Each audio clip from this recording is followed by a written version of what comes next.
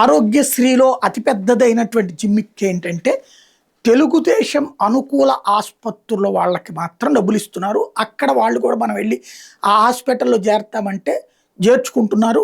తొందరగానే అక్కడ అప్రూవల్స్ వస్తున్నాయి.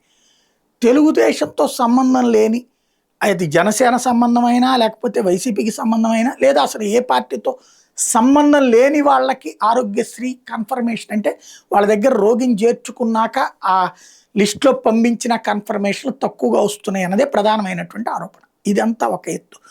రెండవది, ఆసుపత్రుల బిల్లులు మళ్ళీ అప్పట్లో వాళ్ళు సమ్మె చేస్తే ఇస్తాము త్వరలో, ముందు అయితే ప్రతి నెల డబ్బులు ఇచ్చేస్తాను 70 కోట్లు అని చెప్పారు. అది పక్కకి వెళ్ళిపోయింది.